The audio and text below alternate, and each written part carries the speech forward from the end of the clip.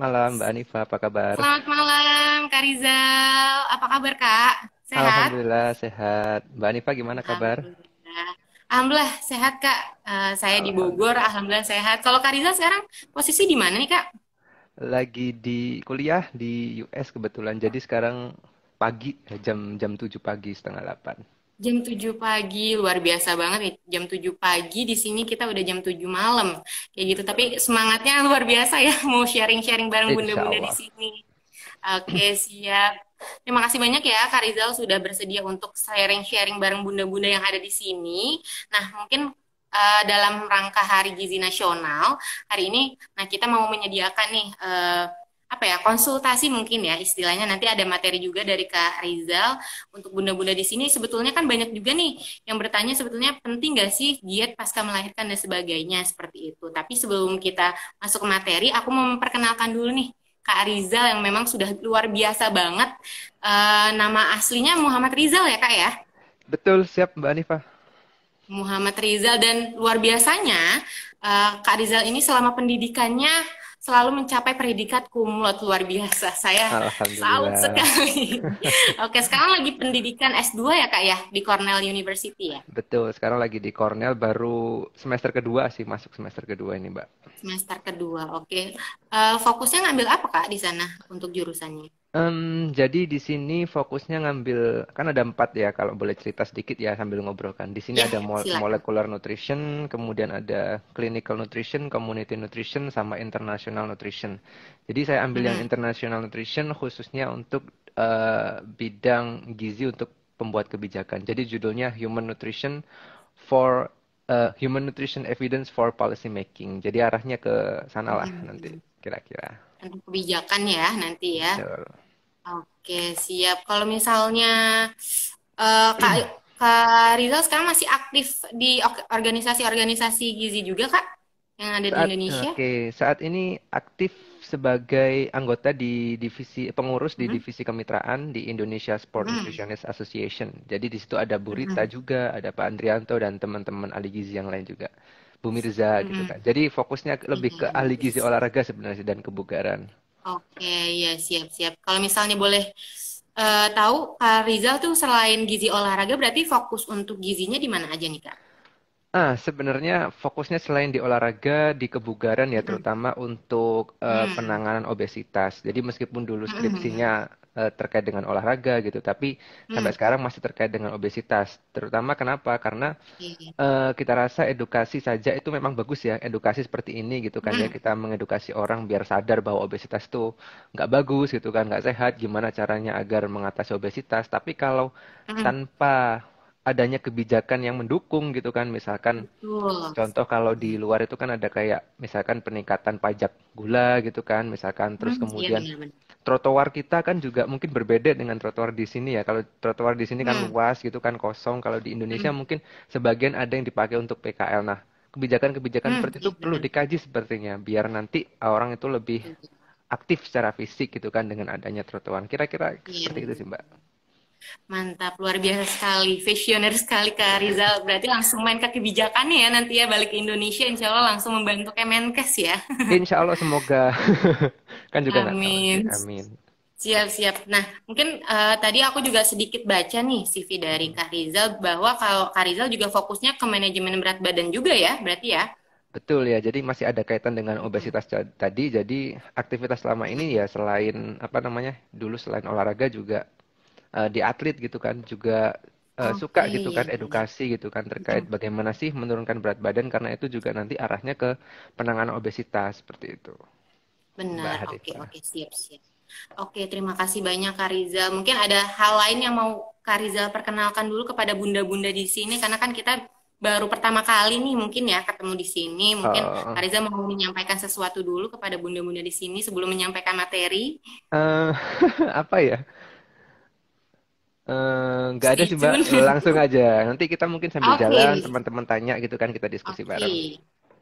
Oke, siap-siap. Nah, mungkin untuk awalan ya, eh, kenapa sih sebetulnya Tor Bangun Herb ini mengangkat tema penting gak sih diet pasca melahirkan ini? Karena banyak banget nih Kak Rizal kalau misalnya saya menerima konsultasi dan sebagainya untuk bunda-bunda yang ada di sini bahwa kadangkala kenaikan berat badan sering jadi masalah kayak gitu untuk pasca melahirkan kayak gitu. Karena kan banyak juga yang mengalami berat badannya menaik, kemudian badannya juga jadi melar mungkin ya dan sebagainya. Nah, ini akhirnya kan ada yang berpikiran jadi menarik gak ya untuk suami, Hmm. untuk ya mungkin masyarakat sekitar kan juga kadang ada aja itu ya kalimat-kalimat jahil yang kok Nyinyir abis gitu kan. melahirkan jadi gendutan atau seperti apa. Nah mungkin ini Kariza boleh menyampaikan sebetulnya penting gak sih untuk diet ibu melahirkan, pasca melahirkan seperti itu. Oke, baik. Terima kasih Mbak Nifa apa namanya pertanyaannya topiknya. Jadi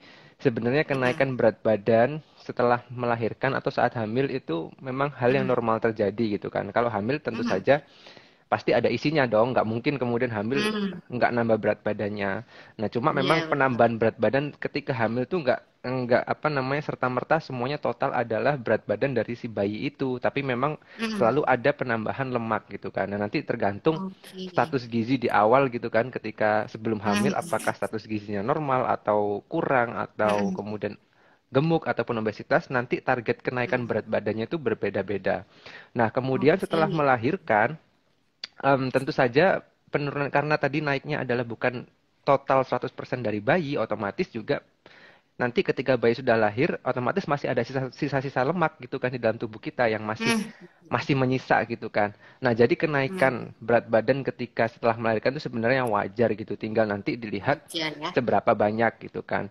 Nah, terkait Mm-mm, ngomong-ngomong tentang pentingkah diet setelah melahirkan, penting banget teman-teman sekalian, karena mm-mm. yang pertama teman-teman perlu luruskan mindset dulu nih bahwa diet itu bukan cuma untuk turun berat badan gitu kan ya. Mungkin kita Betul. juga sudah sering mengkampanyekan itu bahwa diet adalah Mm-mm. pengaturan pola makan sesuai dengan Betul. kondisi dan tujuan kita masing-masing. Ada yang namanya diet anak gitu kan, diet diabetes, Mm-mm. kemudian diet hamil, diet lansia. Diet melahirkan pasca melahirkan itu juga penting. Pentingnya apa? Pentingnya yang pertama adalah untuk diri sendiri gitu kan.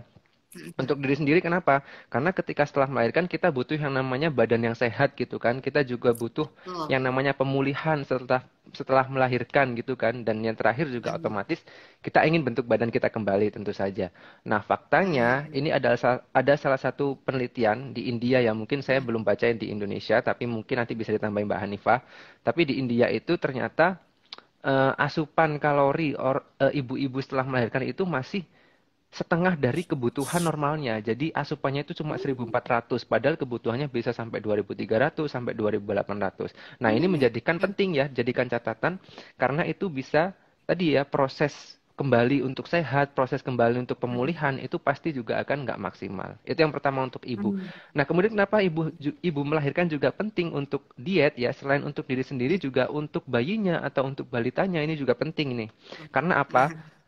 Balita kita atau bayi kita kan pasti dapat asupan makanan zat gizi dari ASI eksklusif kita ya, terutama 0 sampai 6 Betul. bulan lah. Mm-mm. Nah, ASI itu penting banget bagi perkembangan bayi. Nah, Betul. dan ASI ini sumbernya, zat gizinya ya, kualitasnya dan kuantitasnya ini tergantung dengan apa yang kita makan gitu kan. Kalau misalkan Mm-mm. diet kita nggak benar, pola makan kita nggak benar, otomatis ASI kita Mm-mm. juga nggak akan berkualitas ya, nggak kuantitas Betul, juga betul. nggak cukup gitu kan. Atau mungkin keluar tapi kurang berkualitas gitu kan. Jadi Mm-mm. benar-benar diperhatikan diet itu sangat penting untuk ibu setelah melahirkan. Yang pertama kembali lagi saya simpulkan untuk diri sendiri, untuk ibu itu sendiri ya, kesehatan, pemulihan gitu.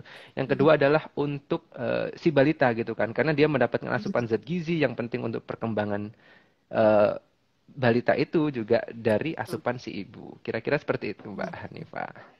Oke, berarti memang kalau misalnya tadi Kak Rizal bilang, kadang-kadang orang berpikiran bahwa diet itu adalah sama dengan harus kurus kayak gitu. Padahal enggak ya Kak ya. Diet itu adalah mengatur pola makan seperti itu. Jadi fokusnya adalah ngatur makannya kayak gitu. Seperti itu. Nah, mungkin kalau misalnya dari yang tadi Kak Rizal juga sudah menyampaikan ya, kadang-kadang kebutuhan apa ya kalori atau kebutuhan tubuhnya ibunya tuh kadang-kadang kalau di India itu nggak mencapai eh, perhitungannya Target. seperti itu ya kak ya. Mm-mm. Jadi hampir setengahnya bahkan untuk masukkan makanannya seperti itu ya. Berarti mengalami kekurangan zat gizi juga seperti itu ya kak ya. Berarti ya kurang lebih kalau misalnya di India itu. Yes, betul. Jadi kalau di India tuh kasusnya kekurangan zat gizi, apalagi misalkan ya Hmm. jangan ngomongin lah kita zat gizi makro gitu kan. Zat gizi makro pasti Hmm. kurang, otomatis zat gizi mikro juga kurang. Padahal yang tadi ya kita butuh yang namanya banyak Hmm. sekali zat gizi yang penting untuk proses recovery kita dan juga untuk bayi kita dari ASI tadi itu. Iya betul. Oke, berarti kalau misalnya di sini nih bunda-bunda, karena kan tadi juga kita sempat bikin polling nih Kak. Ternyata Hmm, banyak juga yang akhirnya berpikiran kalau misalnya lagi nyusuin ya udah sih, apa ya, let it flow aja kayak gitu, chill aja, nggak usah diet-diet, apapun dimasukin. Maksudnya makannya apapun aja nggak usah diatur dan sebagainya. Padahal kalau misalnya kita ngatur makannya pun itu termasuk penting juga ya Kak ya. Berarti ya sangat untuk penting. ibu-ibu pasca.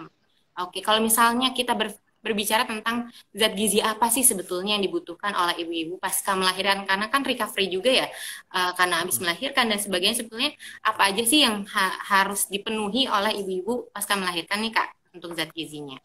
Oke, jadi yang pertama tentu saja energi ya, kalori ya. Kalau teman-teman lihat di Oke. AKG, angka kecukupan gizi, itu Mm, penambahan kalori ibu melahirkan itu 330 ya, sekitar segitu untuk mm, trimester 6 bulan pertama ya, dan 400 kilokalori untuk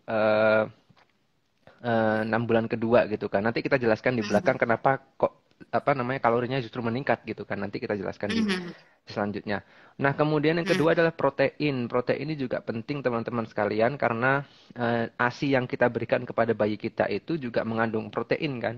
Jadi setiap mm, mm, 100 mili ASI itu mengandung 1,2 gram protein, kira-kira seperti itu. Jadi mm, ibu-ibu, bunda-bunda biasanya kalau misalkan setelah melahirkan bisa menambahkan asupan proteinnya menjadi kurang lebih 20 gram gitu kan. Karena selain untuk apa oke. namanya asupan untuk ASI itu sendiri, tambahan protein juga untuk apa namanya dia berfungsi untuk pembentukan hormon ya, hormon prolaktin dan juga Oke. hormon oksitosin Oke. gitu kan. Hormon Mm, prolaktin yang bertugas untuk membentuk atau memproduksi ASI gitu kan. Kemudian hormon mm, oksitosin ini adalah hormon yang berfungsi agar ASI itu bisa keluar gitu kan. Percuma diproduksi banyak mm, tapi nggak keluar ASINya gitu kan. Selain itu kurang mm, protein, nanti kalau misalkan bunda-bunda ini ketika setelah melahirkan kemudian makannya kurang protein, nanti mm, biasanya ASI itu kan butuh protein. Jadi nanti mm. proteinnya akan diambil dari si ibu gitu kan, bisa dari otot gitu kan, yang Oke. nanti juga akan jadi Mm, penyusutan otot gitu yang nggak bagus juga buat nanti mm, ketika ingin turun berat badan. Nanti juga dijelaskan di belakang. Kemudian kurang nanti ibu-ibu atau bunda-bunda akan ngerasa cepet lapar gitu kan. Kan ada nih yang ibu-ibu menyusui itu oke. kan kadang suka, oh kok cepet lapar sih karena menyusui ya. Karena Mm, mungkin itu mm. coba dicek ya asupan proteinnya udah Ya. cukup atau belum. Karena kalau misalkan Mm, nggak cukup asupan proteinnya itu akan cepat sering lapar dan nanti jadinya apa? Jadi kalau misalkan kita sering ngerasa lapar, akhirnya kita mm. pengen ngemil-ngemil yang manis-manis gitu kan, pengen ngemil yang Ah, iya, iya. asin-asin gitu kan, yang mana itu justru malah nanti Mm, berat badannya makin naik nggak karu-karuan gitu kan. Sumber mm, protein, oke. daging ayam, ikan, telur, ya, susu, itu contoh-contoh sumber Mm, protein. Kemudian selanjutnya juga penting untuk mengasup cukup air minum gitu kan ya. Kalau misalkan ah, teman-teman juga dilihat di AKG 2019, itu juga ada penambahan asupan air minum gitu kan. Jadi kalau mm, misalkan orang normal 2 sampai 3 liter, teman-teman atau bunda-bunda bisa menambah mungkin 3 sampai 3,5 liter ya per hari. Karena apa? ASI kan bentuknya cair gitu kan. Nah, itu mm, juga betul. diambil dari cairan yang kita minum gitu kan.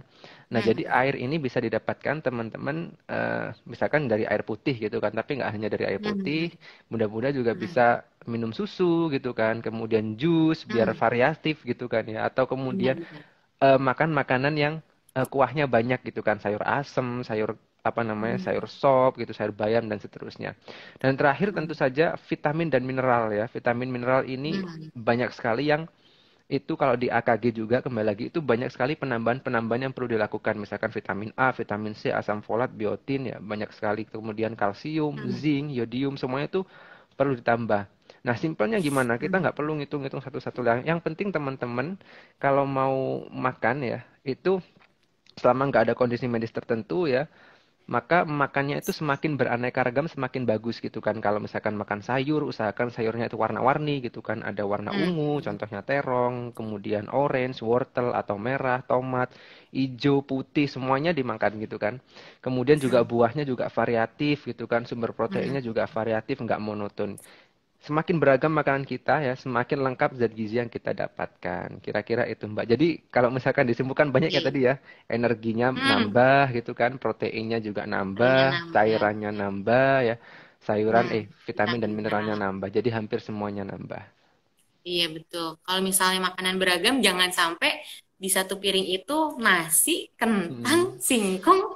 Jadi satu itu kebanyakan karbohidratnya nanti ya kak ya. betul. Jadi, nasi putih, lauknya perkedel kentang sama perkedel jagung Iya. gitu kan. Kerupuk, es teh Ada mie semuanya goreng, karbohidrat. waduh. Iya, semuanya Betul. karbohidrat. Jadinya BB-nya doang yang meningkat ya. Betul. Jadi kalau misalnya kita tadi Kak Rizal bilang kalau misalnya zat gizinya sebetulnya memang harus ditambah ya kayak per masing-masing zat gizinya energinya ditambah, Mm-mm. proteinnya pun ditambah 20 gram juga seperti Mm-mm. itu. Nah, kalau misalnya air minumnya juga nih 3 sampai 3,5 liter pun ditambah juga vitamin dan mineral seperti itu. Nah, mungkin kalau misalnya dari eh, sumber sayuran nih Kak, kalau Mm-mm. misalnya untuk ibu-ibu menyusui sebetulnya kalau dari rekomendasi dari Kak Rizal sendiri apa aja sih sumber sayuran yang baik untuk ibu menyusui?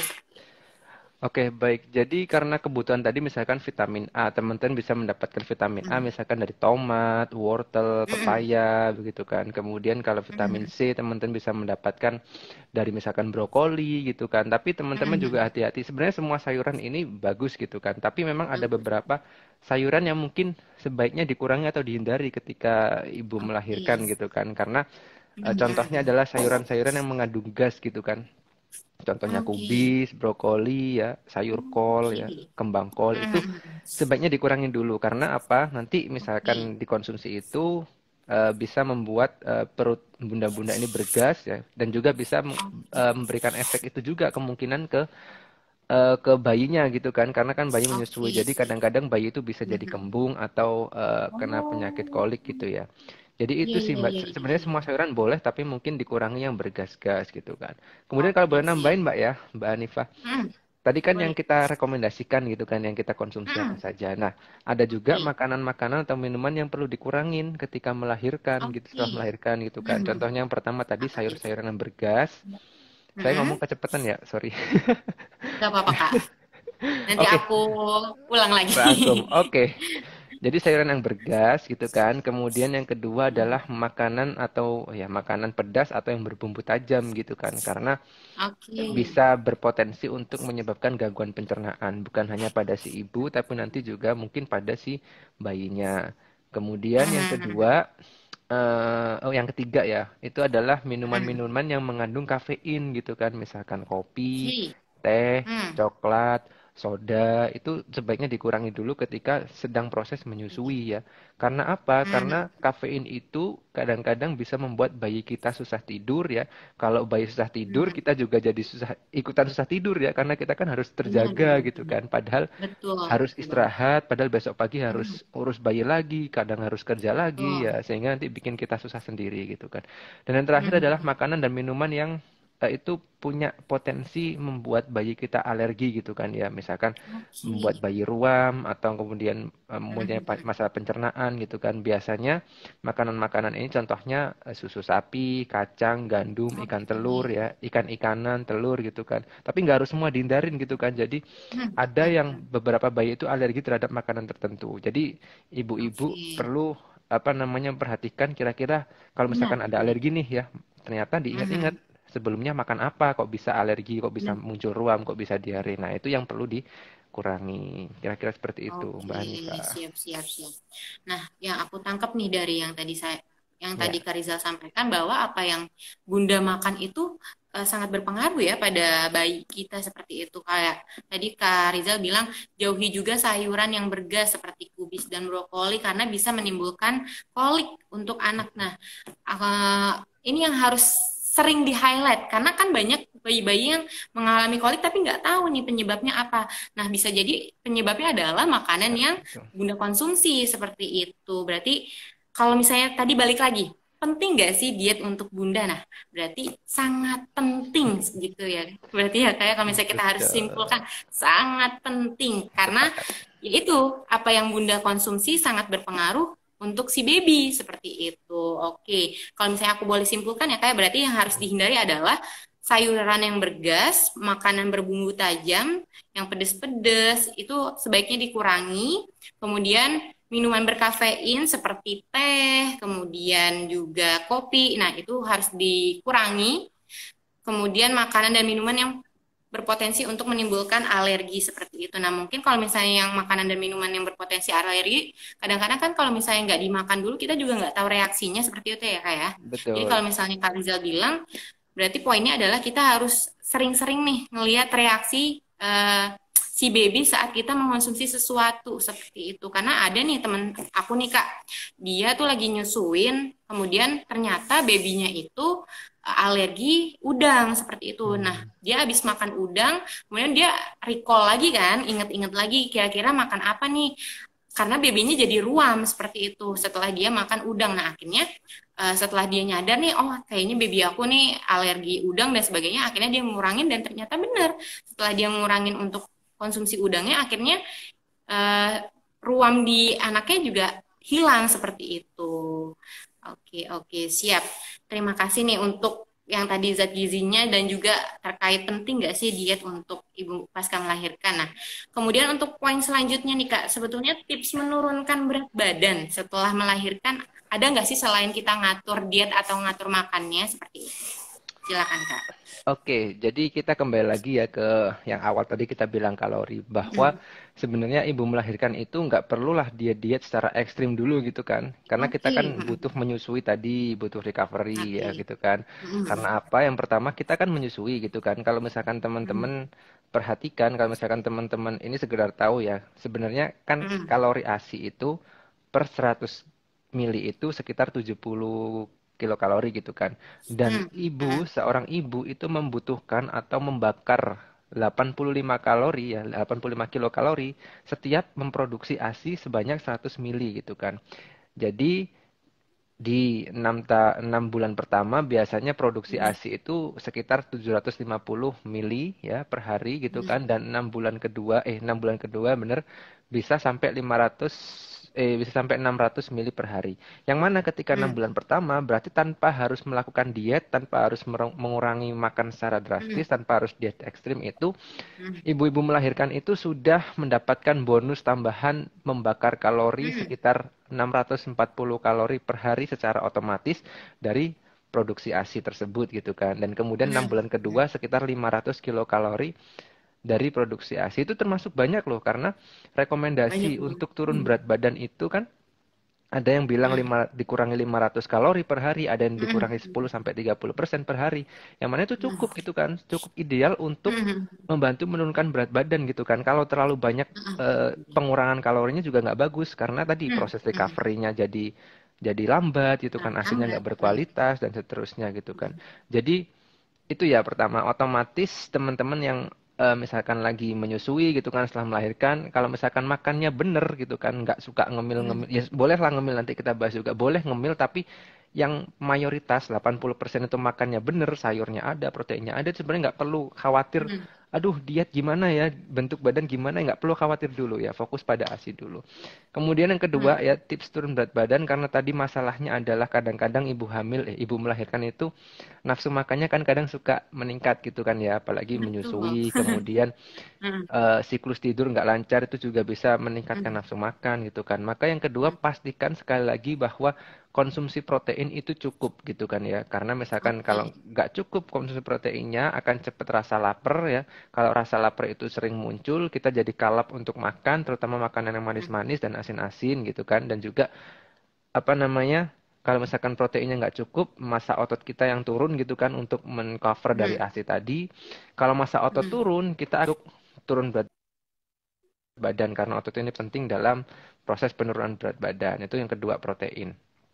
Nah, jadi Mm. yang ketiga, selain tadi menyusui sudah, protein sudah, ya kalau makan, jadi gimana implementasinya, aplikasinya seperti Mm. apa ya? Makan sesuai porsi yang apa namanya, seperti biasa gitu kan, pakai apa Mm. namanya, isi piringku yang dari Kemenkes gitu kan, sayurnya Yes, betul. seperenam, sepertiga gitu kan Mm. ya. Kemudian atau Mm. pakai piring T gitu kan, piring T kan dibagi Mm. setengah sama seperempat gitu kan, Mm. ada sayurnya. Nanti teman-teman bisa googling lah piring T itu bagaimana isi piringku, atau Mm. pakai eh, ukuran porsi-porsi tangan gitu kan. Itu yang Mhm. pertama, porsi harus diperhatikan. Yang kedua, cara Mhm. pengolahan makanannya juga harus diperhatikan. Jadi cara pengolahan Mhm. makanan tentu saja ya kurangi yang makanan-makanan digoreng ya begitu kan, yang minyaknya tinggi terutama lemak Mhm. jenuh gitu kan, minyak jelantah dan seterusnya. Dan Mhm. juga ganti dengan pengolahan yang lain kan banyak pengolahan yang lain ya selain Oke. digoreng ya. Meskipun Mhm. digoreng itu paling gampang gitu kan ya, tinggal masukin ke Paling enak wajan, juga. paling enak juga gitu. Gurih-gurih. Gurih gitu kan. Tapi masih Iya, banyak cara pengolahan yang lain, ibu-ibu kan. betul. Misalkan Betul, betul. ditumis, dibakar, dibacem, apalagi Mhm. dipanggang. Kalau punya oven Betul. di oven, dikukus, Mhm. direbus, banyak sekali lah alternatif lain dari selain Iya. digoreng. Itu mengurangi kalori banget ya. Karena Mhm. satu gram minyak itu kan kalorinya sangat tinggi gitu kan. Apalagi kalau Nah. lemaknya itu lemak jenuh gitu kan. Yang itu sebenarnya nggak Mhm. terlalu banyak dibutuhkan dan terlalu dibutuhkan dalam tubuh kita. Kalau misalkan asam lemak tak jenuh, omega 3 Mhm. bolehlah untuk manfaat kita gitu kan. Yang terakhir padu padan Mhm. gitu kan ya. Jadi porsi ya sudah, cara pengolahan. Yang terakhir Mhm. padu padan. Padu padan ini tadi ya gitu kan semakin beraneka ragam yang kita makan gitu kan. Kemudian terutama Mhm. makanan-makanan yang memiliki densitas volume tinggi tapi densitas energinya rendah gitu kan. Misalkan Mhm. sayur-sayuran, buah-buahan yang Mhm. berair tinggi, protein yang Mhm. tanpa lemak gitu kan. Itu perlu dimakan dulu gitu kan. Baru kemudian kalau Mhm. teman-teman itu masih ngerasa lapar, pengen nyemil sesuatu, misalkan pengen coklat, jangan dulu ya coklat, Iya. pengen misalkan apa misalkan martabak keju gitu kan atau apapun itu. Basreng, basreng. Basreng ya, itu boleh, tapi setelah makan makanan yang tadi yang berkualitas tinggi tadi. Oke. Biar apa? Biar Iya, isi lambungnya sudah penuh duluan ya, sehingga rasa betul. kalap itu, rasa lapar itu, lapar mata lihat basreng sambal Betul. sama saus itu nggak terlalu tinggi gitu kan, karena sudah Benar, kenyang, benar, lapar benar, benar. matanya berkurang. Itu sih. Hmm. Kemudian selain pola makan tentu saja olahraga gitu kan ya. Tapi olahraga di Oke. sini Mhm. itu harus benar-benar diperhatikan begitu kan teman-teman sekalian karena Mhm. olahraga pasca melahirkan ini kalau bisa harus benar-benar dikonsultasikan dulu terhadap dokter gitu kan akan dilihat kondisinya Mhm. seperti Betul. apa kemudian juga olahraganya jangan langsung kenceng gitu kan ya. Misalkan Mhm. teman-teman atau ibu-ibu yang belum biasa olahraga tentu saja juga naiknya secara bertahap gitu kan ya. Nah Mhm. kadang-kadang ada ibu-ibu yang atau bunda-bunda yang sudah terbiasa olahraga nih sebelum hamil ketika masih apa namanya belum menikah gitu kan olahraganya Mhm. maraton gitu atau sprint atau mungkin angkat-angkat berat yang beban gitu kan. Nah, kalau misalkan setelah melahirkan ya ditunda dulu gitu kan, dinaikkan secara Mhm. bertahap sesuai dengan kondisi, jangan dipaksakan karena nanti juga akan apa Oke. namanya beresiko negatif gitu kan. Gampang lah olahraganya, misalkan mulai dari yang ringan, misalkan Mhm. jalan-jalan di sekitar kompleks sambil dorong stroller gitu Mhm. kan, bayinya ditaruh stroller, Mhm. kemudian sambil menjemur apa kan Oke. berjemur gitu kan bayinya atau Mhm. mungkin melakukan yoga, peregangan, atau stretching-stretching sambil nanti dimonitor Iya. lagi oleh dokter kira-kira kapan sudah bisa melakukan olahraga yang lebih keras gitu. Jadi dua Oke, itu. berarti oke, siap-siap. Banyak banget nih Banyak ya, tipsnya ya dari kebanyakan ya. dari Kak Rizal nih. Tapi yang paling saya highlight adalah berarti eh, yang paling berpengaruh terhadap penurunan berat badan juga berarti menyusui ya Kak ya.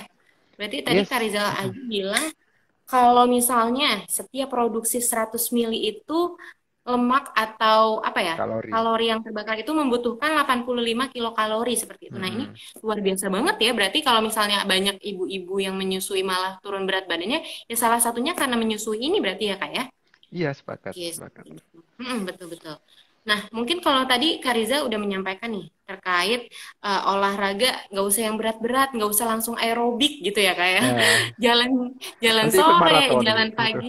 Iya, langsung maraton. Anaknya ditinggal, aduh, bahaya. Nanti minta mimi nggak ada mamahnya seperti itu. Oke, berarti kalau misalnya selain jalan-jalan sore, berarti olahraga yang direkomendasikan apa lagi Kak? Yoga, terus apa lagi Kak?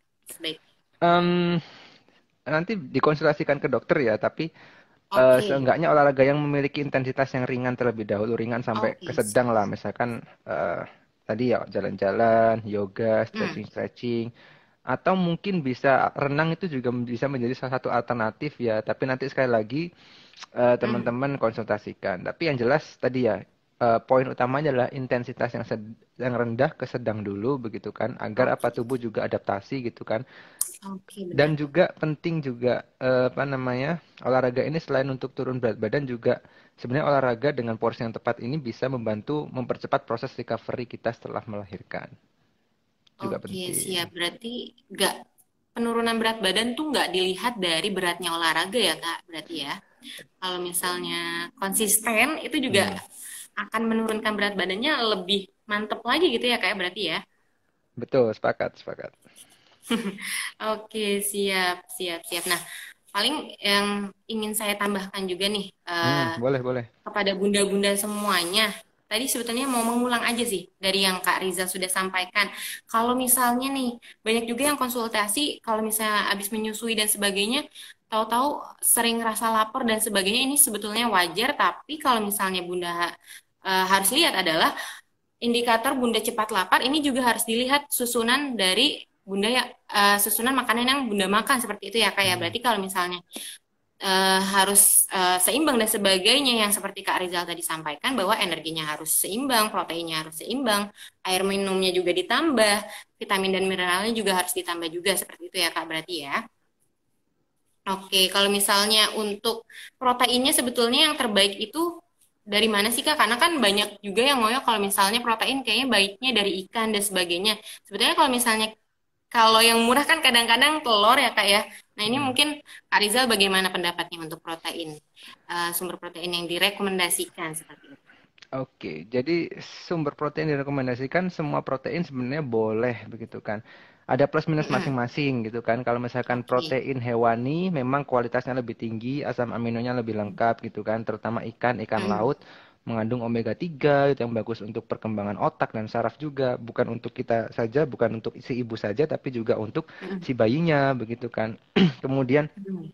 ayam juga bagus, telur itu juga bagus. Telur mengandung Mm. vitamin A, mengandung kolin, biotin, semuanya juga terkandung di terutama di kuning telur gitu kan. Jadi jangan skip kuning Mm. telur kalau misalkan nggak ada masalah kolesterol. Daging merah Oke. mengandung zat besi gitu kan. Kemudian apa Mm. lagi?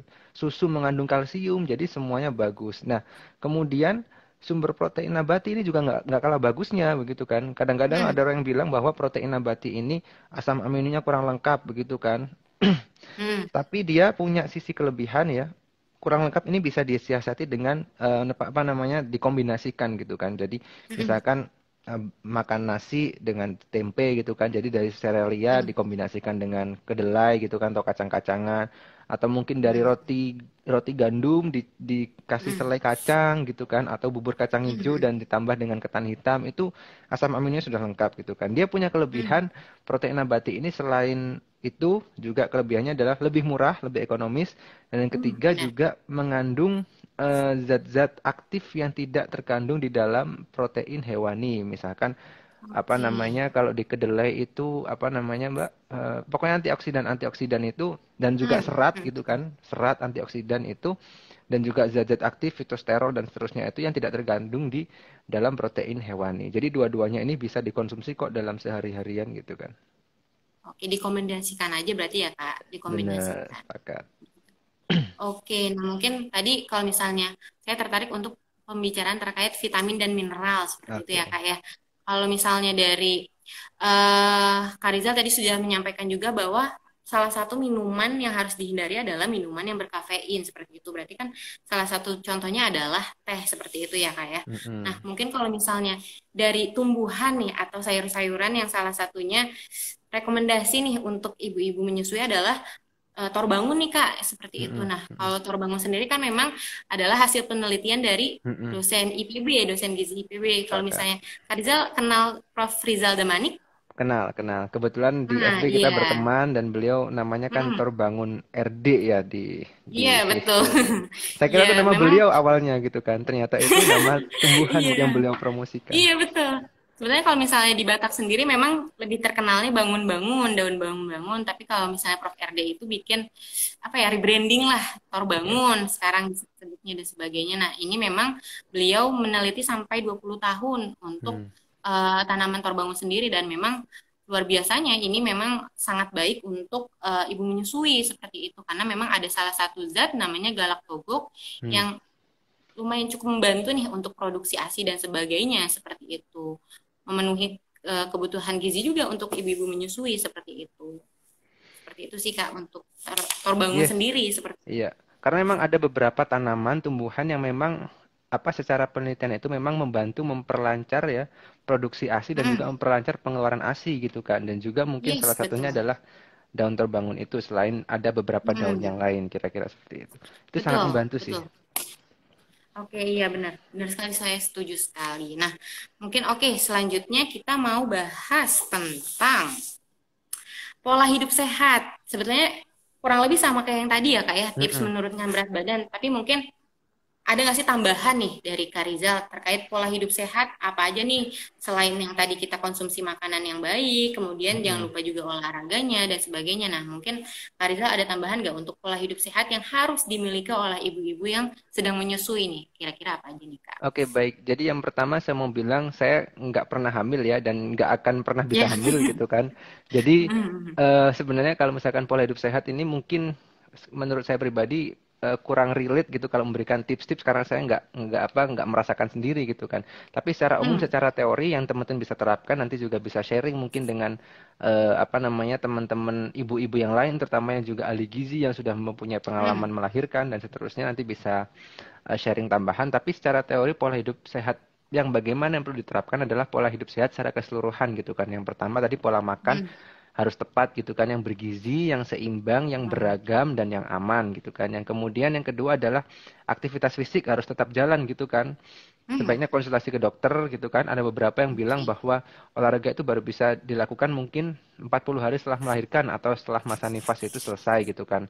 Hmm. Jadi selain untuk membantu turun berat badan dan bantu menambah pembakaran kalori, aktivitas fisik juga tadi bisa membantu proses pemulihan pasca melahirkan gitu kan. Karena ketika kita Hmm. olahraga, kita gerak, peredaran darah kita lancar gitu kan. Sehingga Betul. zat-zat gizi yang kita makan itu semakin cepat beredar dalam tubuh kita ya. Sehingga proses recovery tadi akan cepat tersampaikan, tersalurkan Terjadi. ke Hmm. sel-sel kita gitu kan. Jadi olahraga nggak harus berat, sesimpel mungkin jalan kaki pelan tadi ya, yoga, Hmm. stretching, atau mungkin Benar. renang, tentunya dikonsultasikan dengan dokter. Kemudian yang ketiga, selain pola makan dan aktivitas fisik, tentu saja istirahat cukup gitu kan. Nah, istirahat cukup ini saya tahu, meskipun saya nggak merasakan gitu kan, tapi saya lihat Hmm. memang agak susah gitu kan ya untuk bunda-bunda yang baru Benar. melahirkan karena harus menyusui, harus bangun di tengah malam gitu kan, kualitas Hmm. tidurnya berkurang, kuantitas tidurnya Benar. berkurang gitu kan.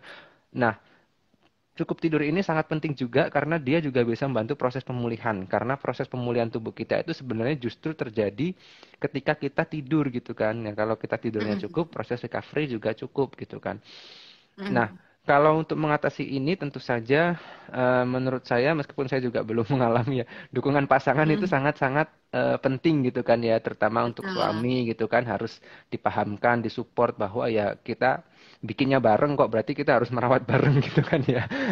Betul. Jadi Bikinnya kalau berdua, bangun rawatnya berdua. ya bangun malam mungkin bisa gantian gitu atau seperti Hmm. apa Benar. pengaturannya gitu kan saling support gitu satu sama Hmm. lain. Kemudian yang keempat ya selain tidur, istirahat cukup adalah manajemen stres gitu kan ya. Oke, Karena benar-benar. apa? Kadang-kadang ibu-ibu melahirkan saya dengar ada yang namanya baby blues lah apa segala macam, rasa Betul. stres ya, rasa cemas gitu kan ya. Hmm. Itu selain juga apa menurunkan kualitas hidup kita juga dapat menurunkan produksi dan kualitas atau mengganggu proses Asik. laktasi kita gitu karena kan pengaruh ke Hmm. produksi Betul. laktasi, produksi ASI gitu kan ya.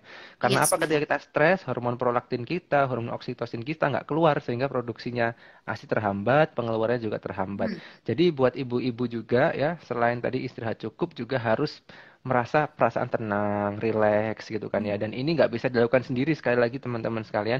Jadi Hmm. bisa Benar. misalkan ibu-ibu melakukan meditasi atau kemudian Hmm. pijat refleksi atau sesimpel curhat atau sesimpel mencari Hmm. support dari orang sekitar yang sangat Hmm. penting gitu kan ya. Jadi ini Hmm. nggak bisa kita lakukan sendiri tapi harus mencari support dari orang lain. Dan yang terakhir, ini mungkin jarang ya di Indonesia. Jadi rokok dan alkohol ini juga perlu diperhatikan gitu konsumsinya. Kalau Oke. misalkan lagi setelah melahirkan ya misalkan rokok dan alkohol enggak gitu, tapi misalkan juga diingatkan misalkan pasangannya kalau bisa kalau misalkan kurangilah rokoknya atau jangan merokok gitu kan, karena perokok Hmm. pasif juga bisa gitu kan untuk menurunkan Iya.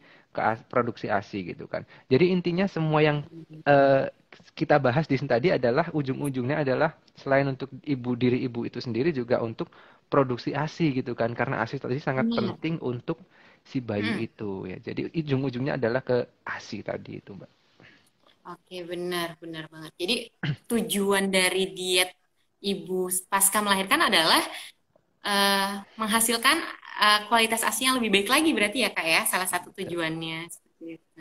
Oke, siap. Nah, untuk materi sudah banyak banget nih yang di-share sama Kak Rizal dan sebagainya. Nah, dari sini udah banyak banget nih Kak, pertanyaan udah sampai 51 di sini. Jadi aku akan pilih-pilih ya untuk pertanyaan yang akan ditanyakan kepada Kak Rizal. Mungkin yang pertama nih dari Kak Siska Vidya seperti itu. Nah, Oke. dia bertanya apakah aman konsumsi jamu-jamuan untuk diet pasca melahirkan? Karena banyak nih masyarakat di daerah yang masih konsumsi jamu agar baby pasca lahiran cepat turun. Nah, gimana nih menurut Kak Rizal? Oke, jadi jamu-jamuan herbal itu memang salah satu budaya kita ya orang Indonesia ya. Dan itu Hmm. kalau misalkan saya dulu ketika S1 dapat materinya dari Prof. Mary, almarhumah Prof. Mary Hmm. itu Hmm. adalah satu dari dua budaya yang beliau terangkan itu yang bagus untuk apa proses setelah melahirkan kita gitu kan, karena dalam jamu-jamuan itu terhadap ramuan herbal misalkan kemudian zat Hmm. aktif antioksidan antibakteri anti jamur Hmm. yang itu juga sangat bagus ya untuk tubuh kita begitu Oke. kan, untuk proses Hmm. misalkan recovery kemudian juga proses relax gitu kan, sesimpel bikin jahe Hmm. anget itu bisa bikin relax juga gitu kan. Nah, Benar-benar. kebiasaan kedua yang bagus gitu kan adalah membersihkan puting setelah apa namanya keluar rumah gitu Menyusui. kan ya, menyusui ya, Hmm. membersihkan puting setelah menyusui atau setelah keluar rumah, karena ini juga mungkin kebiasaan di beberapa daerah gitu kan ya, Hmm. tapi ini adalah kebiasaan yang bagus juga gitu kan, karena Hmm. puting itulah yang nanti diminum atau dipegang oleh apa namanya mulut bayi kita gitu Baby. kan, dan juga kalau misalkan nggak sering-sering dibersihkan nanti banyak bakteri banyak kotoran yang itu Yes. bisa mengganggu higienitas dari ASI yang dikonsumsi. Jadi sekali lagi Iya, betul. bagus jamu, Mbak. Oke, siap. Berarti kalau konsumsi jamu juga nggak jadi masalah ya, kalau misalnya Nggak jadi masalah. sesuai sesuai Dosnya. porsinya mungkin ya Kak ya, kalau Betul. misalnya untuk konsumsinya juga dan sebagainya seperti itu. Nah, mungkin tadi Kak Rizal juga notice nih untuk ibu-ibu yang sedang menyusui, jangan lupa nih kadang-kadang kan ada kendala bengkaknya payudara, bengkaknya, iya benar, bengkaknya Putih. PD, kemudian Mm-mm. putih yang tertutup dan sebagainya. Mungkin salah satunya adalah ketidakhigienisan dari puting tersebut seperti itu. Jadi mungkin salah satunya selain dibantu dari jamu-jamu nih untuk antibakterialnya, boleh juga Mm-mm. nih Bunda untuk tindakan pencegahannya yaitu rutin untuk membersihkan puting dengan air hangat dan sebagainya seperti itu. Oke, terima kasih Kak Rizal untuk pertanyaan pertama. Selanjutnya pertanyaan kedua dari Ninuts Kentang. Apakah boleh kalau ibu menyusui minum obat diet? Oke nih, tertarik nih saya. Apakah berpengaruh atau mengganggu terhadap produksi ASI dan bagaimana diet untuk ibu menyusui yang aman? Nah, mungkin kalau bagaimana diet untuk ibu menyusui yang aman udah terjawab ya tadi sama Kak Rizal, Mm-mm. tapi obat dietnya nih gimana nih Kak menurut Kak Rizal? Oke, jadi obat diet ini sebenarnya banyak banget ya variannya ya teman-teman sekalian. Ada Hmm. yang fungsinya itu untuk apa namanya meningkatkan metabolisme, ada yang fungsinya Hmm. ini untuk menekan nafsu makan, ada yang fungsinya untuk Yes. apa namanya diuretik gitu kan, mengeluarkan Hmm. air di dalam tubuh, ada yang fungsinya macam-macam lah, ada yang fungsinya memblokir lemak yang kita konsumsi gitu kan. Hmm. Yang pertama adalah tadi ya berdasarkan fungsinya tadi sebenarnya kita nggak Hmm. perlu atau bahkan sebaiknya tidak disarankan untuk mengonsumsi obat diet terutama Hmm. saat pasca melahirkan gitu kan. Lawang kita Yes. ketika nggak melahirkan saja Menyusui. kadang-kadang apa oh iya menyusui. Lawang kita misalkan nggak proses menyusui nggak masa-masa menyusui saja sebaiknya tidak disarankan untuk mengkonsumsi obat diet secara sembarangan gitu kan. Yes. Apalagi ketika Benar. menyusui. Contohnya adalah tadi yang pertama ada satu jenis diet obat diet yang fungsinya untuk menurunkan nafsu makan gitu kan. Nah kalau nafsu makan Hmm. kita turun otomatis asupan kita jadi berkurang dong. Padahal kita kan butuh asupan yang cukup untuk proses recovery Betul. kita sendiri dan juga untuk proses Hmm. produksi ASI tadi gitu kan. Yang kedua, Hmm. misalkan fungsi yang kedua tadi selain menurunkan nafsu makan, diuretik gitu kan ya, ada yang fungsinya diuretik Oke. gitu. Diuretik ini Mhm. juga kurang disarankan gitu kan, padahal kita butuh diuretik ini artinya adalah pengeluaran kadar air di dalam tubuh kita. Jadi kalau misalkan Mhm. ibu-ibu minum jenis obat diet yang itu fungsinya adalah diuretik, itu Mhm. apa namanya biasanya akan sering pipis, kemudian sering buang air besar, itu Mhm. salah satu Mhm. contohnya. Nah, padahal kita butuh air yang cukup untuk proses produksi ASI gitu kan. Nah, kalau misalkan minum Betul, betul. diuretik, ya berarti air banyak yang keluar, produksi ASINya jadi Benar, benar. dikhawatirkan berkurang begitu kan. Yang ketiga Mhm. mungkin meningkatkan metabolisme. Nah, kalau meningkatkan metabolisme ini biasanya itu mengandung kafein gitu kan ya, yang meningkatkan Mhm. detak jantung, kemudian meningkatkan apa namanya laju keringat gitu kan. Padahal Mhm. tadi Mhm. kita sudah bilang bahwa kafein ini sebaiknya dikurangi gitu kan karena dapat mengganggu Mhm. siklus tidur baik diri kita ataupun balita kita. Jadi kesimpulannya apa? Obat diet ini kalau menurut saya sebagai ahli gizi belum perlu ketika sedang proses menyusui karena tadi kita sudah otomatis membakar tambahan kalori tanpa ngapa-ngapain hanya menyusui itu sudah sekitar Mhm. 500 sampai 600 kalori. Tapi kalau misalkan itu dalam kondisi medis tertentu mungkin dibutuhkan misalkan obesitasnya sangat sangat sangat besar gitu kan Mhm. atau mungkin dengan resep-resep dokter itu berarti dalam kondisi khusus tertentu. Tapi secara umum Oke. tidak perlu. Semoga terjawab. Oke, baik. Siap. Berarti memang kalau untuk obat diet, kalau tidak disarankan oleh dokter, sebaiknya tidak perlu Tidak. untuk dikonsumsi ya Kak, berarti ya Kak ya. Karena yang tadi, balik lagi, sebetulnya diet yang baik untuk ibu menyusui adalah salah satunya adalah menyusui. Jadi Menyusui. fokusin aja nih untuk menyusui si baby sampai umur 2 tahun. Nah, insya Allah nanti berat badan bundanya pun langsung balik lagi ke gadis seperti itu. Amin. Itu yang diidam-idamkan seluruh bunda. Amin. Amin kan bersama. Oke, nah pertanyaan selanjutnya nih Kak Rizal. Dari Bunda Nadia Nisa. Bagaimana tips mengelola rasa lapar pada busui? Seperti apa nih Kak tipsnya? Banyak tips ya, karena Hmm, setiap tips itu beda-beda tergantung penyebabnya. Apakah karena bisa jadi tips mengelola lapar emang yang pertama karena lapar karena belum makan gitu kan. Kalau misalkan karena lapar benar. karena belum makan ya tipsnya berarti makan gitu kan ya. Karena Iya benar. lapar itu ada dua jenis kalau bisa kita kategorikan ya. Kalau saya pribadi kategorikan ada lapar fisik dan ada lapar Hmm, emosi gitu kan ya. Kalau lapar fisik itu ini di perut, kalau lapar emosi itu di mata gitu kan ya. benar, Jadi benar, benar. dikategorikan dulu nih, dirasakan dulu, diingat-ingat atau dihayati dulu. Kira-kira aku ini lapar apa sih ya? Kalau misalkan benar-benar lapar fisik, Hmm, berarti itu tanda bahwa tubuh kita memang butuh nah yang namanya makan karena kita kurang asupan. Mungkin tadi kurang protein, jadi tubuh kita mengeluarkan sinyal, hmm, "Oh, ini kurang protein nih, ayo makan." gitu kan. Jadi solusi yang hmm, pertama mengurangi rasa lapar adalah dengan makan dan makannya yang berkualitas, yang bergizi, yang seimbang. Nah, yang kedua bisa jadi kita sudah makan tapi kita masih hmm, ngerasa lapar dalam tanda kutip ya lapar mata begitu hmm. kan pengen Iya pengen benar. boba lah pengen cilok lah pengen seblak lah dan seterusnya. Nah Hmm, kalau ini tipsnya lain lagi. Nah kalau ini tipsnya adalah tadi yang pertama cukupi dulu kebutuhan tubuh kita dengan makanan yang tadi ya yang volumenya tinggi gitu kan sehingga lambung hmm, kita itu penuh sehingga kalau kita makan makanan yang jajan-jajan yang tadi itu nggak bisa hmm, terlalu banyak nggak kalap karena lambung kita sudah penuh. Kemudian yang hmm, kedua, jangan lupa cukupi lagi kembali lagi ke protein gitu kan karena kurang protein bisa hmm, bikin lapar gitu kan. hmm, Kemudian jadi cukupin protein, kemudian jangan lupa juga minum air yang cukup dulu gitu kan. Karena kadang-kadang kita nggak iya. bisa membedakan tubuh kita nggak bisa membedakan antara lapar mata dan juga rasa haus gitu kan ya.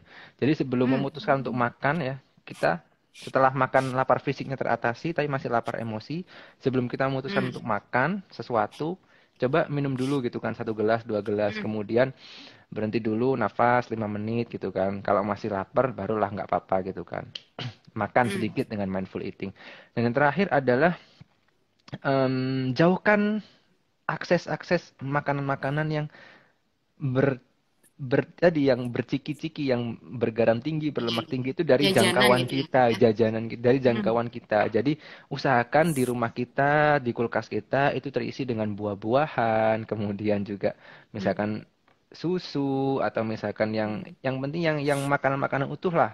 Kemudian kurangi benar. kurangi akses makanan, akses terhadap makanan yang ciki-ciki tadi, misalkan Apa Iya, iya. misalkan kastengel lah atau mungkin nastar itu dikurang-kurangin Hmm, akses hmm. di rumah. Kalau masih ada boleh dikirim ke rumah saya nanti. Siap. Saya juga mau. Berarti prioritaskan untuk real food dulu ya, Kak ya. Yes, Untuk sepakat. yang tadi lapar emosi seperti itu. Nah, mungkin Mm-mm. yang pertama Bunda harus kayak Kenali apa ya? dulu. Analisis dulu nih. Ini laparnya lapar fisik atau lapar emosi kalau kata Kak Rizal nih. Kalau misalnya lapar fisik, ya solusinya adalah tipsnya adalah makan. Kayak gitu. Mm-mm. Tapi makannya harus seimbang, harus bervariasi, harus sesuai yang tadi Kak Rizal sudah sampaikan seperti itu. Nah, mungkin kalau misalnya lapar emosi adalah berarti Bunda prioritaskan dulu nih untuk konsumsi makanan yang real food. Seperti itu, seperti buah-buahan yang memang bentuknya kelihatan kayak gitu belum Hmm. diolah jadi apapun seperti itu. Jadi kalau misalnya solusinya dari Kariza seperti itu, Bunda. Oke, kita masuk ke pertanyaan selanjutnya ya, Kak ya. Ini dari Bunda Al Uswa. Bagaimana cara mengetahui gizi yang kita konsumsi itu cukup saat kita melakukan diet agar tubuh tetap sehat dan terlihat fresh, utamanya juga sehat seperti itu. Gimana nih, Kak, untuk nggak taunya sebetulnya cukup atau enggak sih sebetulnya makanan yang sudah dikonsumsi seperti itu. Oke, jadi untuk mengetahuinya bisa secara subjektif dan bisa secara objektif kalau menurut saya. Jadi kalau secara subjektif ya berdasarkan perasaan kita, feeling kita, apakah kita makan itu Hmm. sudah merasa kenyang, merasa cukup, kemudian apakah kita itu merasa lebih berenergi setelah makan atau malah Hmm. semakin ngantuk gitu kan. Kalau semakin ngantuk berarti mungkin Hmm. konsumsi makanannya terlalu banyak gulanya gitu kan ya sehingga gula Hmm. darahnya naik terlalu tinggi tapi dropnya juga tinggi gitu kan. Kemudian Hmm. apalagi ya, apakah kita merasakan bugar, berenergi, nggak lesu, itu adalah beberapa tanda yang bisa kita amati ya. Kalau misalkan gizi kita itu sudah cukup Hmm. secara zat gizinya. Kalau misalkan itu Hmm. konsumsinya secara apa namanya, secara akut ya, maksudnya kita makan kemudian kita merasakan. Nah, kalau misalkan secara kronis kita bisa lihat kalau misalkan kita kekurangan zat gizi ya secara Hmm. berkelanjutan, secara panjang gitu, biasanya dampaknya bisa kita lihat gitu kan. Misalkan sering kram ya, kram di kaki, kram di Oh, perut gitu kan, karena misalkan kekurangan kalium gitu kan. Beberapa orang yang oke. melakukan diet ekstrim yang kekurangan zat gizi yang sangat parah itu biasanya terjadi tiba-tiba tidur malam gitu tiba-tiba kaki kram gitu kan sampai sakit gitu bisa karena kekurangan kalium atau mungkin rambutnya Oke. rontok gitu kan karena kekurangan protein, zinc, biotin gitu kan Hmm. atau mungkin apalagi ya Oke. menstruasinya jadi tidak lancar itu adalah beberapa tanda-tanda bahwa zat gizi kita nggak cukup. Kalau misalkan nggak ada masalah dengan Hmm. hal-hal seperti itu kemungkinan besar secara subjektif gitu kan secara apa yang kita rasakan itu berarti gizinya sudah cukup. Nah, kalau mau lebih akurat Oke. pengukurannya Hmm. adalah pengukuran dengan objektif. Berarti harus Hmm. sebaiknya di apa diperiksakan di lab gitu kan. Karena di lab kan kita bisa ngukur nih, cek Hmm. misalkan kadar vitamin D, cek kadar vitamin B12, cek kadar vitamin A dalam Hmm. tubuh itu semua di laboratorium cukup gitu kan. Vitamin E-nya apakah Hmm. cukup nggak kadarnya. Itu adalah cara objektif ya. Jadi ketika kita sudah mengukur itu, kita tahu nih, oh ternyata kita kekurangan zat besi misalkan. Nah, kita bisa Hmm. menambahi makanan-makanan yang sumber zat besi. Kira-kira seperti itu semoga Oke. terjawab, Bunda. Siap, siap, siap. Tapi ada yang tertarik nih. Saya Hmm, tertarik banget. Berarti kalau misalnya kram, itu hmm, kadang-kadang itu salah satu tanda kita kekurangan kalium juga berarti ya, Kak ya? Berarti betul. untuk kram itu. Oke. Jadi ada pengalaman baik itu pengalaman pribadi saya maupun pengalaman teman-teman yang Yes. DM di Instagram. Jadi ketika saya SMP jadi curhat nih. SMP dulu saya pernah Oke. sempat melakukan diet ekstrim karena saya dulu juga gendut gitu kan. Jadi Hmm. makan itu sehari pagi mau berangkat sekolah gitu pada sekolah kan butuh energi. Tapi pagi berangkat sekolah Yes. cuma minum teh manis ya satu gelas, teh anget manis satu gelas. Siang itu nggak makan ya, cuma beli Hmm. apa tempe tempe kayak tempe mendoan satu slice gitu kan. Hmm. Dan Hmm. malam itu Hmm. cuma makan roti satu slice dan juga telur ceplok satu slice, satu satu porsi gitu kan, Hmm. kadang-kadang campur saus. Hmm. Itu saya lakukan berbulan-bulan dan waktu itu saya belum belajar gizi jadi nggak notice Hmm. apa Betul. namanya. Ternyata saya malam hari waktu tidur jam 2 jam 1 malam gitu tiba-tiba kaki sering kram sampai saya nangis gitu kan ya. Oh, Tapi iya, setelah saya iya, iya, belajar iya. gizi sekarang tahu oh ternyata Hmm. itu salah satu tanda kekurangan kalium gitu kan. Saya dulu rambut juga rontok gitu dan itu juga dialami bukan hanya Hmm. saya tetapi banyak orang-orang yang DM ya konsultasi atau Hmm. tanya-tanya itu Hmm. juga ketika ditanya saya sering kram saya kok rambut rontok ternyata ketika di Yes, asesmen yes. ternyata asupan zat gizinya itu memang kurang karena dia melakukan diet ekstrim kira-kira seperti itu. Oke. Terkhusus untuk kaliumnya berarti ya, Kak ya? Yes, kalau kram kalium. Oke. Berarti kalau misalnya bunda-bunda nih di sini kalau misalnya ada yang ngalamin rambut rontok dan sebagainya, jangan salahin shampoo-nya dulu nih, tapi Nah, salahin dulu cek nih dulu pola zat gizi makannya. yang sudah, iya benar pola makannya sudah benar atau enggak dan sebagainya. Nah, mungkin kalau misalnya dari Kariza sendiri, sebetulnya sumber makanan yang baik untuk sumber kalium ini selain dari pisang apalagi nih Kak mungkin dari Kariza. Sayur-sayuran dan buah-buahan ini banyak yang mengandung kalium, jadi pisang satunya. Kemudian semangka itu juga tinggi kalium gitu kan. Hmm. Kemudian sayur-sayuran hijau itu juga banyak yang tinggi kalium, misalkan sawi, brokoli, kemudian Hmm. mentimun ya, ketimun, tomat, pokoknya yang Hmm. berair-air, pir, apel itu juga mengandung kalium. Jadi kalium ini kebanyakan ada di sayur dan buah-buahan dan apa namanya air kelapa juga ya. Jadi sayur dan buah-buahan terutama yang Hmm. berair dan sayuran hijau itu, semangka, tomat, ketimun, kira-kira seperti Oke, itu. siap. Berarti memang fokusnya konsumsi sayur dan buah untuk Mm-mm. meningkatkan kalium ini berarti ya Kak ya. Sepakat. Seperti itu. Oke, sip. Pertanyaan selanjutnya karena masih banyak nih ya. Kita masuk ke pertanyaan selanjutnya, pertanyaan kelima dari Bunda Zafira Almahira. Bagaimana menjaga pola makan ibu pasca melahirkan agar berat badan tetap terkontrol, sekaligus ASI tetap berkualitas. Nah, mungkin ini tadi sudah sedikit disampaikan sama Kak Rizal, boleh diulang lagi mungkin Kak, karena mungkin Oke, Bunda Zafira belum dengar. oke, mungkin baru datang juga. Jadi Iya. untuk menjaga berat badan terkontrol sebenarnya nggak perlu melakukan diet ekstrim ya sekali lagi Hmm. karena ketika kita menyusui kita memberikan ASI itu kita juga membakar kalori loh sekitar misalkan sehari itu bisa Yes. kalori tanpa perlu susah-susah Hmm. apa olahraga gitu kan hanya dari memberikan ASI karena ketika kita memberikan ASI kita juga mengeluarkan kalori untuk memproduksi ASI itu. Jadi biar terkontrol ya makannya harus nggak perlu diet ekstrim sebenarnya sudah terkontrol dan juga tentu saja nggak boleh terlalu berlebihan juga gitu kan ya. Jadi Hmm. penambahan Siap. kalorinya cuma sekitar 330 sampai 400 kilokalori per hari dari asupan kalori yang normal. Itu mungkin setara nggak sampai yang harus 2 kali makan 2 kali lipat porsi biasanya gitu nggak harus gitu kan karena Hmm. cuma 300 sih sekitar mungkin satu buah pisang ditambah dengan 1 gelas susu dan juga 1 porsi Hmm. telur. Itu mungkin sudah 300-an kalori gitu kan ya. Hmm. Tinggal nanti disesuaikan saja, bisa diganti-ganti dengan yang lain. Itu saja cukup sih Hmm. pakai ASI. Oke, siap. Berarti nanti Bunda kalau misalnya mau jaga pola makan nih, berarti nggak harus yang ekstrim ya Bunda. Mm-mm. Kalau kata Kak Rizal mah prioritasin nyusuin dulu aja, karena Mm-mm. itu sangat berpengaruh pada penurunan berat badan Bunda seperti itu. Nah mungkin kalau Mm-mm. misalnya Bunda-Bunda di sini juga mungkin bingung nih Kak, jumlah kalori per makanannya dan sebagainya. Nah mungkin bisa menggunakan aplikasi-aplikasi yang sudah banyak juga ya Kak ya sekarang Mm-mm. untuk menghitung kalori-kalori ini dan sebagainya. Karena kan kadang-kadang masih ada yang awam nih ya untuk Mm-mm. eh, menghitung kalori dan sebagainya seperti itu. Yes, jadi menghitung kalori bisa bunda-bunda pakai aplikasi misalkan ya gizi.com, kemudian Fat Secret, Hmm. MyFitnessPal, Hmm. atau juga kalau mau gampang dan dijelaskan lebih detail langsung ya datang aja ke ahli gizi gitu kan nanti biar dijelaskan kalori Betul. itu apa, langsung dikasih Hmm. meal plan-nya seperti apa, udah tinggal copy paste tinggal jalanin aja gitu kan karena udah dijelaskan semua. Itu paling Iya. gampang. Tinggal patuh aja gitu ya kak ya. Iya, betul. Karena banyak yang konsultasi ke ahli gizi, tapi akhirnya kalau misalnya memang nggak konsisten ya, jadinya percuma Sama aja, seperti betul. itu. Betul. Oke. Nah, selanjutnya kita pertanyaan selanjutnya ada dari Bunda Nadia Nisa lagi nih. Kak, bagaimana tips mengecilkan perut pasca melahirkan? Gimana nih Kak, kira-kira? Oke, jadi ini juga sering dialami ya, ini sekedar sharing saja ya. Jadi ketika setelah melahirkan kadang-kadang ada, nggak semuanya tapi ada yang mengalami masalah diastasis rekti ya. Jadi kayak Hmm, pelonggaran otot perut gitu loh. Jadi otot perutnya yang harusnya yes. itu menyatu, jadinya itu kalau Hmm, habis melahirkan itu jadi membuka gini. Jadi kadang-kadang itu yang memberikan kesan perutnya jadi besar gitu kan ya. Padahal belum tentu itu hmm, lemaknya.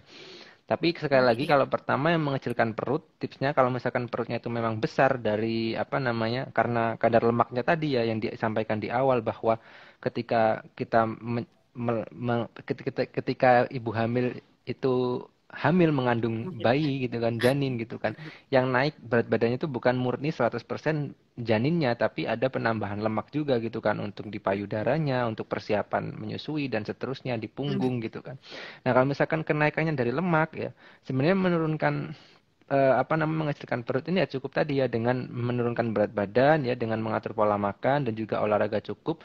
Nanti kalau misalkan kadar lemaknya itu sudah turun gitu kan, kadar lemaknya turun otomatis perut juga ikut turun. Itu yang pertama. Nah, yang kedua kalau misalkan ternyata ibu-ibu mengalami masalah tadi gitu kan yang diastasis rekti tadi, itu yang pertama yang harus dilakukan adalah tetap konsultasi ke dokter gitu kan. Tapi biasanya salah satu terapi yang umum adalah diberikan korset gitu kan ya. Pemberian korset ini bertujuan Oke. untuk apa mengencangkan, membantu support pengencangan kembali otot-otot perut yang longgar tadi. Tapi sekali lagi ya, ini perlu diluruskan bahwa pemberian korset ini bukan untuk menghilangkan lemak ya. Jadi kadang-kadang ada Yes, orang yang betul. salah sangka gitu kan, pengen mengecilkan Benar-benar. perut, pengen menurunkan berat badan, pengen perutnya langsing pakai korset. Padahal sebenarnya kalau itu karena kadar lemaknya tinggi ya korset itu nggak ngaruh apa-apa, nggak bisa bakar kalori, nggak bisa bakar lemak yang di Yes. perut gitu kan. Jadi korset sekali lagi fungsinya untuk support ya otot-otot yang melebar tadi bukan untuk lemak. Yes, Jadi yes. beda jalur, penanganannya juga harus beda. Oke, siap, siap, siap. Berarti memang kalau misalnya pun mau pakai korset untuk mengecilkan perut itu tujuannya bukan untuk membakar lemak ya berarti ya Kak ya, Betul, tapi untuk membantu untuk support tadi. menyusun kembali nih otot-otot yang kemarin sempat renggang seperti itu. Betul, sepakat. Oke. Oke, pertanyaan selanjutnya ya Kak ya. Untuk pertanyaan selanjutnya ada Bunda Atia Kirana. Kalau untuk olah gerak atau workout pasca melahirkan, adakah waktu yang baik dilakukan berapa lama pasca melahirkan atau jenis workoutnya seperti apa? Seperti itu. Oke, baik. Kalau misalkan workout tadi ya, jadi sekali lagi sebaiknya dikonsultasikan ke dokter atau mungkin ke dokter spesialis olahraga. Kemudian teman-teman juga kalau misalkan lebih aman, bisa sekarang banyak loh apa trainer-trainer yang memang khusus spesial prenatal dan postnatal workout gitu kan. Jadi olahraga Hmm, sebelum melahirkan itu seperti apa, desain programnya, olahraga setelah melahirkan ini harusnya seperti apa itu sudah banyak gitu kan. Tapi secara umum, secara general, olahraga bisa dilakukan beberapa referensi mengatakan sekitar 40 hari setelah melahirkan atau mungkin hmm, setelah masa nifas itu selesai begitu kan. Karena tubuh sudah mulai recovery, mulai sudah pemulihan hmm, sedikit-sedikit gitu kan. Dan durasi olahraganya seperti apa? Durasi olahraganya seperti pada hmm, umumnya saja gitu kan. Rekomendasi WHO sekitar karena ini intensitasnya rendah ya, intensitas rendah sampai ke hmm. sedang, berarti rekomendasinya paling enggak ya 150 menit per minggu lah teman-teman sekalian. Kalau misalkan mau apa namanya intensitasnya lebih tinggi bisa 75 menit saja per minggu, tapi karena masih baru melahirkan gitu kan, Hmm. rekomendasinya rendah ke sedang intensitasnya, jadi durasinya 150 menit per minggu. Nah, ini bisa dibagi, mau itu dibagi 3 kali seminggu gitu kan, kalau 3 kali seminggu berarti 50 menitan dalam satu sesi, atau dibagi jadi 5 kali per minggu atau 30 menitan per sesi. Atau mungkin kalau nggak sempat langsung 30 menit dalam sehari bisa dibagi-bagi lagi. Pagi 10 menit Hmm. ya, siang habis sholat duhur mungkin 10 Oh, menit, sore 10 menit lagi itu bisa. Jadi yang penting total dalam seminggunya itu paling tidak 150. sesuai rekomendasi dari WHO adalah sekitar 150 menit. Oke, siap. Berarti kalau misalnya untuk jenis workoutnya itu Oh, boleh jenis apa? dikonsultasikan ke dokter dulu ya, Kak ya. Apakah Mm-mm. kondisi badan ibundanya Sudah itu siap. sudah siap untuk olahraga kembali atau seperti apa. Tapi kalau misalnya untuk durasinya, kalau misalnya kita berpatokan pada WHO, berarti total per minggunya adalah 150 menit. Seperti itu ya, Kak. Berarti ya. Oke, nah selanjutnya ada pertanyaan dari Bunda Anika Gustan. Merek-merek pelancar ASI itu ada berbentuk teh. Gimana itu, Kak? Gimana Oke, nih? baik. Jadi beda ya, bedakan antara daun teh yang itu mengandung kafein dan juga daun-daun seperti daun torbangun, kemudian daun katuk, mungkin atau daun kelor, itu yang memang tidak Hmm, mengandung kafein. Nah, itu cara pengolahannya banyak, yes. bisa kan? Jadi Oke. bisa dalam bentuk kapsul, bisa dalam bentuk teh, bisa dalam bentuk sayur-sayuran bahkan ya ditumis atau mungkin di sayur bayam, itu boleh-boleh Hmm, saja begitu kan. Jadi kalau ya. mau bentuk teh itu juga boleh ya. Mm-mm. sesukanya saja, senyamannya seperti apa begitu kan, bentuknya macam-macam. Jadi boleh gitu, sekali lagi boleh, karena itu sejatinya bukan teh, hanya saja daun yang dibentuk teh begitu kan ya. Sehingga berbeda Yes. dengan daun teh yang umumnya, yang pada umumnya misalkan teh hijau, teh hitam yang itu mengandung kafein. Jadi ya masih boleh kalau itu. Oke, siap. Nah, mungkin mau membantu juga nih untuk Mm-mm, pertanyaan Bunda boleh. Anike Gustan. Kalau misalnya untuk eh Kak Rizal tadi sudah menyampaikan bahwa ASI booster salah satu minuman yang harus dihindari adalah yang mengandung kafein. Nah, mungkin kalau misalnya salah satunya yang memang bebas kafein, nah ini nih Kak. Kita kalau misalnya Tor Bangun itu memang kita membantu untuk bunda-bunda di sini nggak usah repot lagi nih untuk bikin sendiri, harus ngeringin daun Tor Bangunnya Ngulek-ngulek sendiri dan sendiri gitu sebagainya. kan. Yes, betul. Karena itu kan PR banget ya. Ntar kalau lagi ngulek, babynya nangis kan nggak jadi minum kayak gitu. Nah, mungkin ini kita udah bantu untuk bikinkan teh celup untuk Hmm, bunda-bunda semuanya. Ini memang kalau misalnya menurut penelitian, memang untuk daun torbangun sendiri sudah bebas kafein seperti itu. Jadi aman untuk ibu menyusui seperti hmm. itu. Oke. Nah, kita masuk ke pertanyaan selanjutnya ya, Kak ya. Oke, untuk Bunda Rizka Martavia. Bagaimana busu yang punya mah? Bagaimana diet yang aman? Dan apakah benar buah-buah asam bisa menurunkan BB? Silakan Kak Riza. Oke, jadi kalau misalkan mah, teman-teman sebaiknya sekali lagi konsultasi ke ahli gizi agar lebih diberikan saran yang spesifik ya. Tapi paling enggak kalau emah makannya jangan telat gitu kan. Kalau misalkan makan yang telat, Yes. produksi asam lambungnya nanti jadi naik. Padahal itu harus diolah gitu kan, harus Hmm. dibuang gitu, dan tanda kutip dibuang dengan adanya makanan untuk mencerna. Kalau nggak ada makanan berarti dia akan mengenai lambung. Kemudian juga Hmm. apa namanya, sama saja sih, hampir sama, hindari kafein gitu kan, hindari makanan-makanan yang Yes. terlalu asam gitu karena akan memperparah Hmm. lambung gitu. Kemudian Hmm. tidur juga harus teratur kalau bisa, karena misalkan kalau Yes. emah tidur nggak teratur juga bisa Hmm. stres, stres juga meningkatkan asam Benar-benar. lambung. Jadi itu saran-saran yang apa namanya umum sih ya terkait dengan Hmm. penata laksanaan diet emah. Jadi kalau misalkan ibu menyusui dan ibu nggak menyusui, apa diet untuk emah ya hampir sama gitu kan. Nah, Hmm. kalau misalkan tadi pertanyaan kedua adalah apakah makanan-makanan yang asam tadi bisa apa membantu menurunkan berat Menurunkan badan? berat badan. Hmm. Nah, saya ganti tanya nih, kalau misalkan kita itu hanya mengandalkan minum misalkan yang asam-asam, misalkan perasan lemon ya, Hmm. sehari Hmm. misalkan 10 botol gitu. Tapi kita makan Hmm. tetap hajar semua gitu, martabak manis masuk, kemudian nasi padang Hmm. 3 piring sehari gitu kan. Terus kemudian apalagi cilok ya, cilok sampai satu kresek gede itu dimakan semua. Hmm. Pertanyaannya, apakah tetap bisa turun berat badan dengan kondisi yang seperti itu? Tentu tidak. Jawabannya adalah tidak begitu. Jadi intinya apakah bisa menurunkan berat badan dengan hanya mengkonsumsi itu? Jawabannya adalah tidak ya. Karena yang paling utama untuk menurunkan berat badan adalah tadi ya, pengaturan kalori-kalori yang masuk ya, besar pasak Hmm. daripada tiang gitu kan ya. Jadi Hmm. pengeluaran yang kita keluarkan dalam sehari-hari dari aktivitas kita, dari proses menyusui itu harus lebih besar Hmm. daripada apa yang kita makan, apa yang kita masukkan.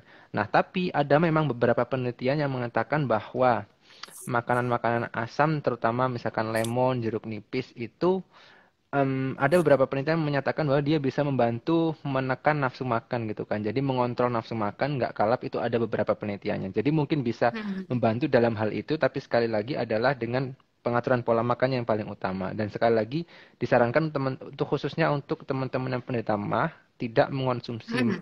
makanan-makanan asam itu ketika dalam keadaan perut kosong. Jadi harus diisi dulu perutnya. Oke, siap. Luar biasa sekali jawaban dari Kak Rizal nih.